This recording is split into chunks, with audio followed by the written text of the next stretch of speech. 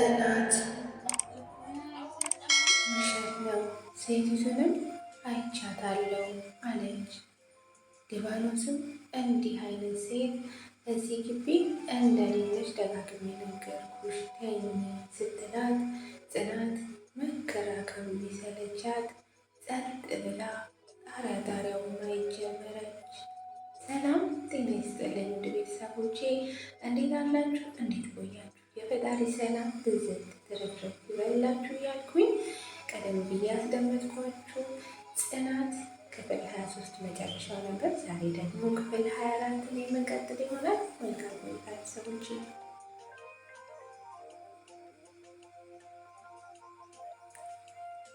ጽናት ሁለት ሀሳብ ያዛት። ሊባኖስ ከነ እህቴ አንድ ነገር ብታረገንስ የሚልና መጉዳት ብትፈልግ ለምን እህቴን አዳነቻት የሚሉ ጭንቀቶች እያስተናገደች ነው። በዛው ጭልጥ ያለ እንቅልፍ ውስጥ ተመመች። እንቅልፍ የተባለ ደሴት ውስጥ ከተመች። በጸሎትም እንደዛው ጣሉ። የሆነ ሰዓት ላይ እኩለ ሌሊት ሆኗል። ጽናት ያ የሞት ጣር የሆነ እንጉርጉሮ ጆሮዋ ላይ አንቃጨለባት። ብርና አለች። ሊባኖስ የለችም። በጸሎትም ተኝታለች። ጽናት በቀስታ ወደ በጸሎት ሄዳ በጸሎቴ አለቻት። በጸሎትም ምነው ጽናቴ አለቻት። የሆነ ነገር ተፈጥሯል አለች። በጸሎትም ፍንጥር ብላ ተነሳች። ምን አለች? ሊቡ የለችም አለችና ጽናት እጆቿን በአፏ ጭና በጸሎትም እና ባትኖርስ አለቻት። እንዴ የት ሄዳ ሊሆን ይችላል? ቆይ አለችና ወደ በጸሎት ጆሮ ጠጋ ብላ ግን በሩ ከውስጥ ማታ እንደተዘጋ ነው። እሺ ወጣ ይሆናል፣ ግን ቤት ወጣች?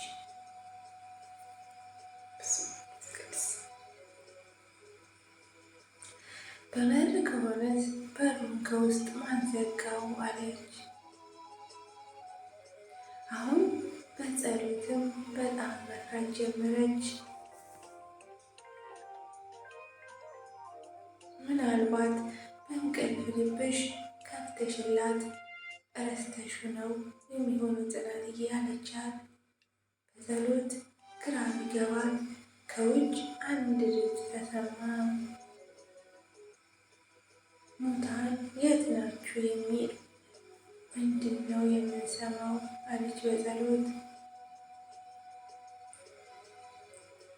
ጽናት በተንቀጠቀጠ ድምፅ እኔ ስልሽ አልሰማሽኝ እንጂ ይህ ቤት የሆነ ነገር አለው።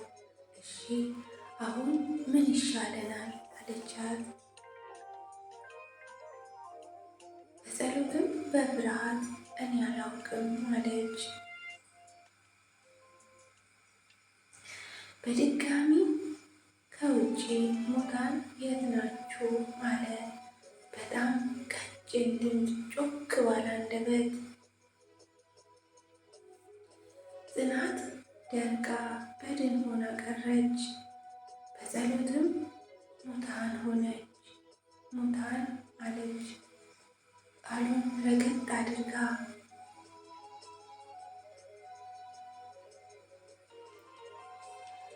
ጽናትም አዎ ሙታን ነው ያሉት፣ ልክ ነሽ።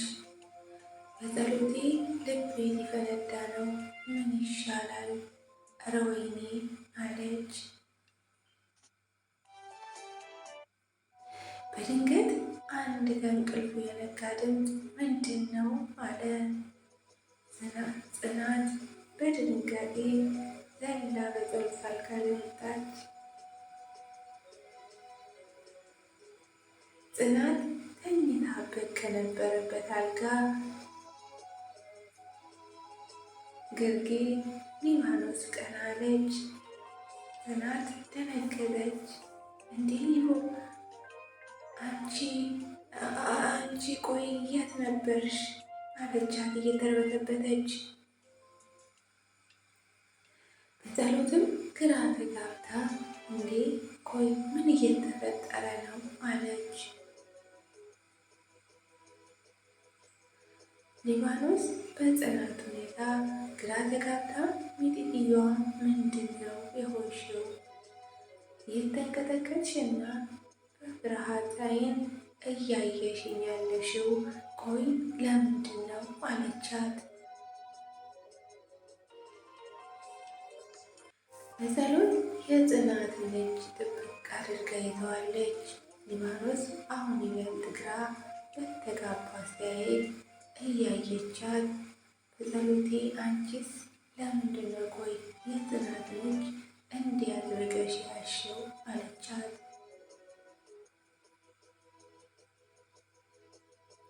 በጸሎትም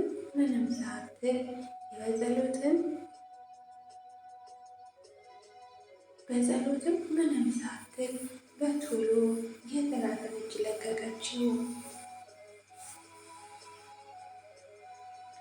ሊባኖስ አሁን ደግሞ ወደ ጽናት እያፈጠጠች ሚጢጥየዋ ቆይ ምን ተፈጥሮ ነው አለቻት ቀዝቀዝ ለማለት እየሞከረች። ጽናት በሚንቀጠቀጥ ድምፅ አይ ከእንቅልፌ ስነሳ አንቺ አጠገቤ አልነበርሽም ከዛ እያለች በመርበትበት ነገረቻት።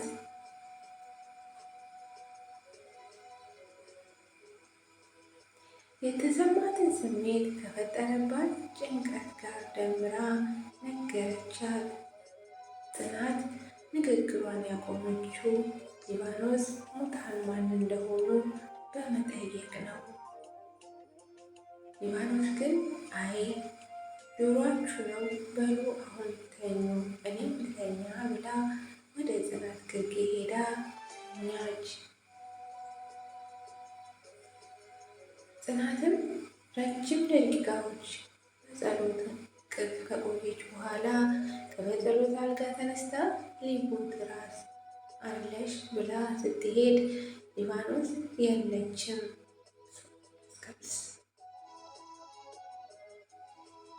ጽናት እየተስለፈለፈች ወደ በጸሎት አልጋ ሄደች። በጸሎት ፈዛለች። ተቃቅፈው ሌሊቱን እንቅልፍ በዓይናቸው ሳያከትም አሳለፉ እና ሊነጋጋ ሲል ሁለቱም እልም ያለ እንቅልፍ እንደተቃቀፉ ወስዷቸው ነበር።